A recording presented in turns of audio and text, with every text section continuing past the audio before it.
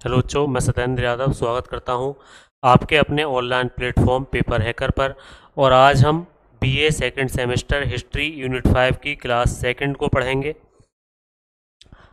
आज पढ़ेंगे मुगलों के पतन और विघटन के बारे में। सही है, कल हमने पढ़ा था औरंगजेब के बारे में और आज पढ़ेंगे मुगलों के पतन और विघटन के बारे में।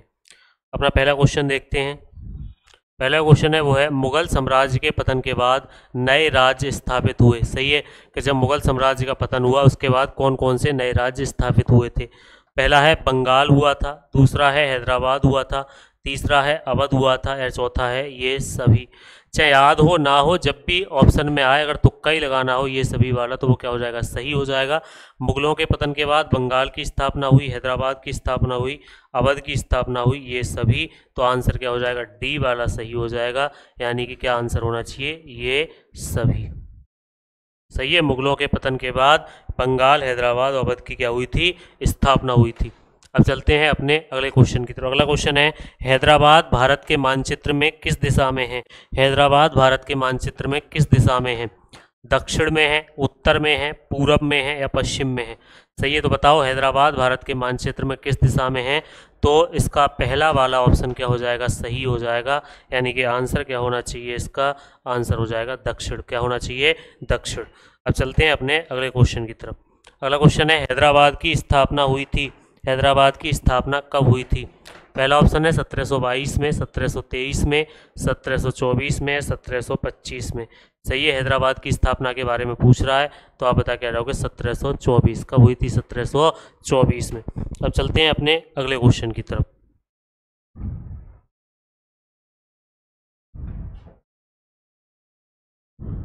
अगला क्वेश्चन है, हैदराबाद राज्य की स्थापना की थी। हैदराबाद राज्य की स्थापना कब हुई, 1774 में। ये पूछ रहा है किसने की थी, निजाम उल मुल्क ने, सैयद बंधु ने, दोस्त अली ने, सादत अली खान ने। तो बताओ बेटा हैदराबाद की स्थापना किसने की थी। पिछली क्लास में मैंने बताया था हैदराबाद की स्थापना किसने करी है, निजाम उल मुल्क ने। सही है, हैदराबाद की स्थापना किसने करी, तो आप बता क्या जाओगे, निजाम उल मुल्क। यानी कि पहला वाला ऑप्शन क्या हो जाएगा, इसका सही हो जाएगा। अब चलते हैं अपने अगले क्वेश्चन की तरफ।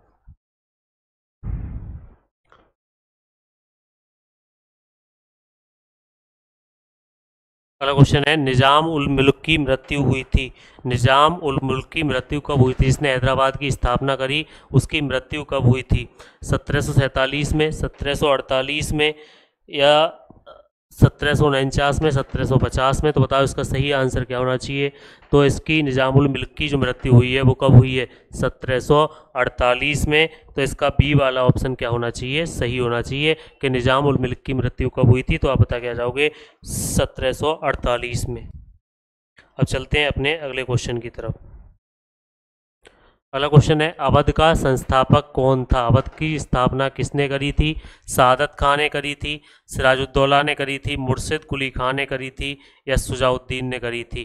तो इसका पहला वाला ऑप्शन क्या हो जाएगा, सही हो जाएगा कि अवध का संस्थापक कौन था। तो आप बता क्या जाओगे, अवध का संस्थापक पहला वाला ऑप्शन क्या हो जाएगा, सही हो जाएगा। अब चलते हैं अपने अगले क्वेश्चन की तरफ। अगला क्वेश्चन है, सफदरजंग कौन था। सफदरजंग कौन था, सादत खां का भाई था।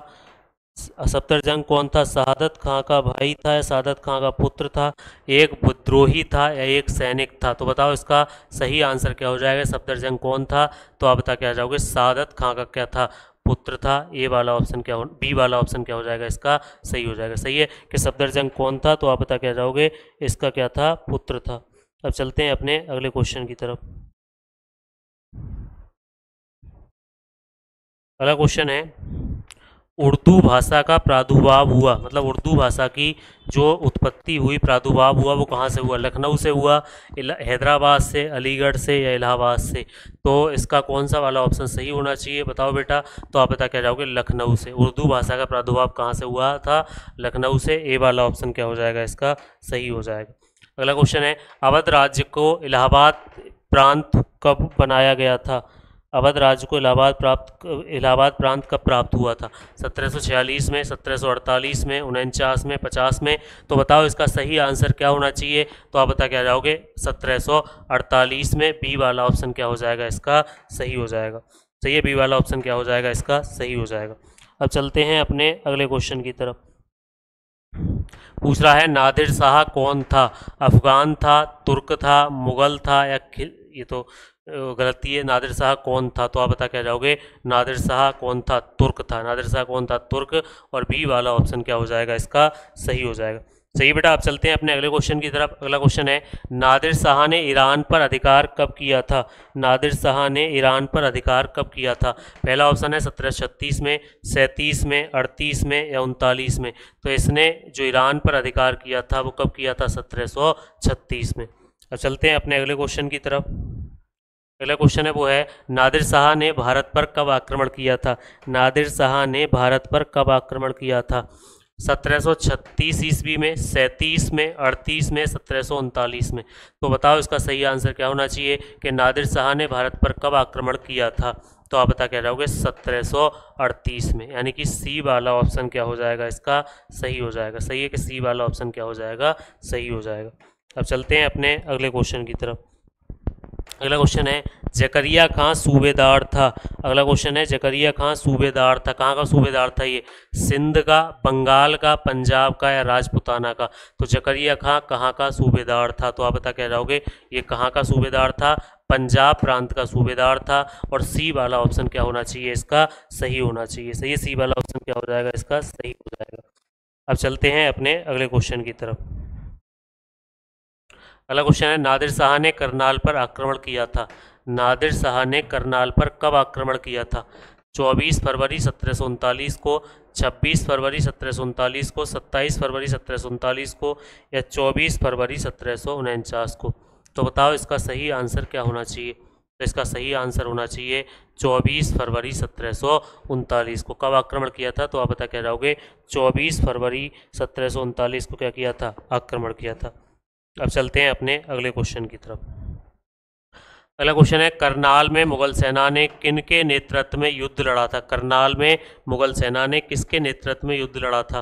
पहला ऑप्शन है सादत खां के नेतृत्व में, खाने दौरान के नेतृत्व में, नासिर मोहम्मद के नेतृत्व में या चौथा ऑप्शन है ये सभी। तो सोचने की ज़रूरत ही नहीं है कौन सा ऑप्शन सही हो जाएगा। ये सभी यानी कि डी वाला ऑप्शन क्या हो जाएगा सही हो जाएगा। अब चलते हैं अपने अगले क्वेश्चन की तरफ। अगला क्वेश्चन है मुगल प्रशासन की सबसे छोटी इकाई कौन सी थी?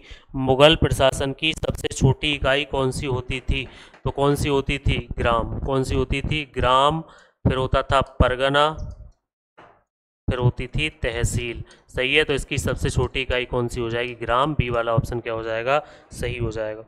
सही है। अब चलते हैं अपने अगले क्वेश्चन की तरफ। अगला जो क्वेश्चन है वो है मुगलकालीन प्रांतीय शासन की सबसे बड़ी इकाई कौन सी थी? ग्राम थी। ग्राम तो सबसे छोटी थी, अभी मैंने पिछले क्वेश्चन में बताया। ग्राम कौन सी थी? सबसे छोटी। परगना, परगना उसके बाद में, फिर तहसील और सबसे बड़ी कौन सी हो जाएगी? सरकार। यानी कि सबसे बड़ी जो इकाई थी वो कौन सी हो जाएगी? सरकार। यानी कि डी वाला ऑप्शन बेटा क्या हो जाएगा इसका सही हो जाएगा। सही है। अब चलते हैं अपने अगले क्वेश्चन की तरफ। अगला है मुगल काल में सद्र कौन कहलाता था? मुगल काल में सद्र किस अधिकारी का नाम होता था? मीर साभा, परगना का प्रधान, प्रांतीय अधिकारी या शांति अधिकारी? जो सद्र कहते थे वो बेटा किसे कहते थे? तो आप बता क्या जाओगे? प्रांतीय अधिकारी को क्या कहा जाता था? सद्र कहा जाता था। सी वाला ऑप्शन क्या हो जाएगा इसका सही हो जाएगा। सही है, क्या कहा जाता था? सद्र कहा जाता था। अब चलते हैं अपने अगले क्वेश्चन की तरफ। अगला है दीवाने सूबा की नियुक्ति किसके द्वारा की जाती थी? दीवाने सूबा जो अधिकारी था उसकी नियुक्ति कौन करता था? काजी करता था, शासक करता था, न्यायाधीश करता था या वजीर करता था? तो इसकी नियुक्ति जो करता था वो कौन करता था? तो आप बता क्या जाओगे? इसकी नियुक्ति कौन करता था? शासक करता था। सही है कि इसकी नियुक्ति जो करता था वो कौन करता था? शासक। यानी कि बी वाला ऑप्शन क्या होना चाहिए इसका सही होना चाहिए। सही है। अब चलते हैं अपने अगले क्वेश्चन की तरफ।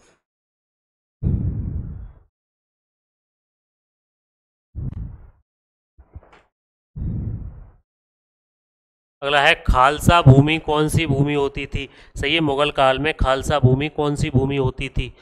कनकल भूमि, सयूरगल भूमि, दान दी हुई भूमि या शाही भूमि, इस पे राजा वगैरह वो करता था उसे खालसा भूमि कहते थे। तो आप बता क्या जाओगे, खालसा भूमि कौन सी भूमि होती थी, शाही भूमि। डी वाला ऑप्शन क्या होना चाहिए, इसका सही होना चाहिए कि शाही भूमि को क्या कहते थे, तो आप बता क्या जाओगे, खालसा भूमि कहते थे। अब चलते हैं अपने अगले क्वेश्चन की तरफ।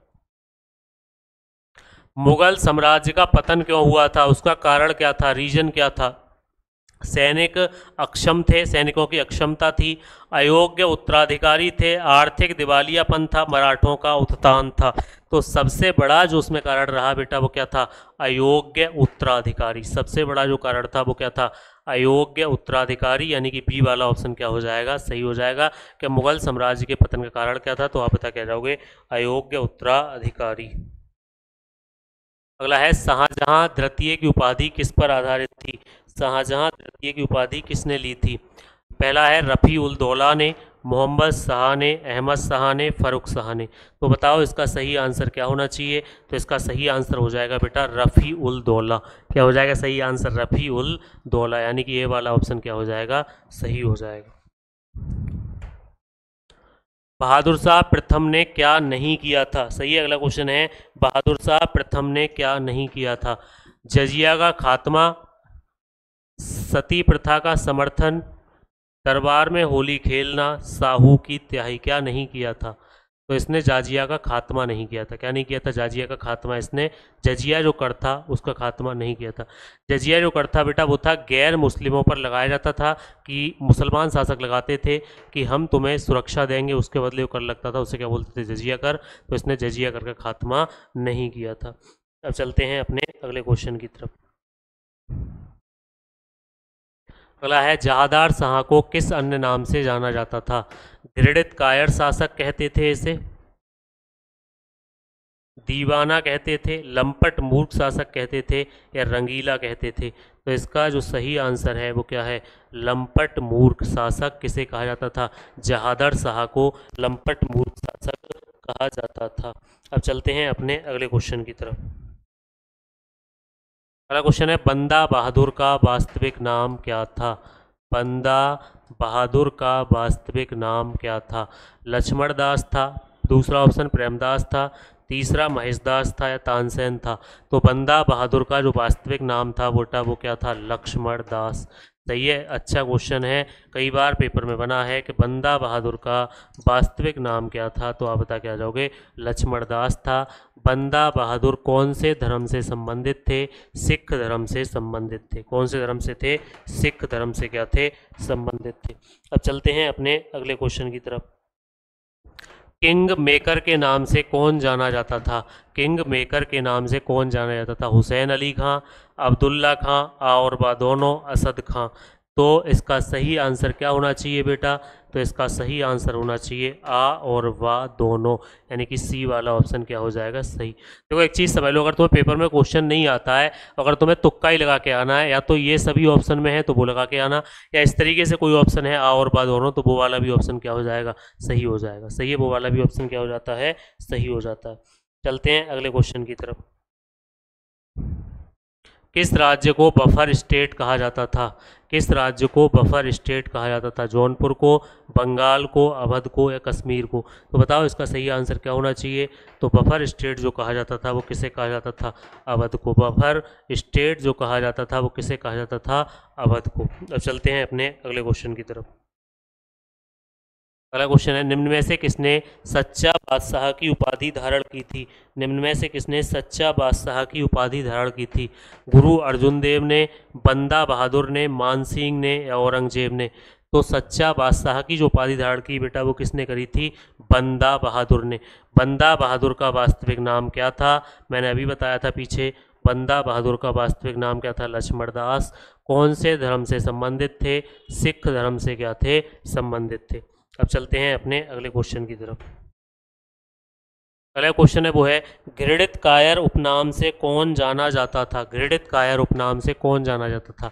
जहादर शाह को तो लंपट मूर्ख, अहमद शाह या मोहम्मद शाह को रंगीला या फर्रुखसियर कहा जाता। तो यही वाला ऑप्शन क्या हो जाएगा, सही, यानी कि फर्रुखसियर वाला डी वाला ऑप्शन। घृणित कायर के उपनाम से कौन सा मुगल शासक जाना जाता था? तो आप बता के आओगे फर्रुखसियर जाना जाता था। अब चलते हैं अपने अगले क्वेश्चन की तरफ।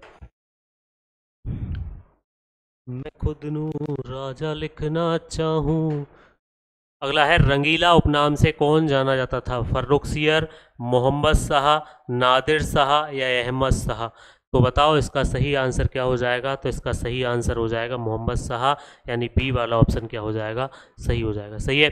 इसी के साथ अपनी ये क्लास होती है यहाँ पे ख़त्म। अगर यहाँ तक क्लास को देखा है तो लाइक करें, कमेंट करें, ज़्यादा से ज़्यादा शेयर करें और बहुत बहुत धन्यवाद।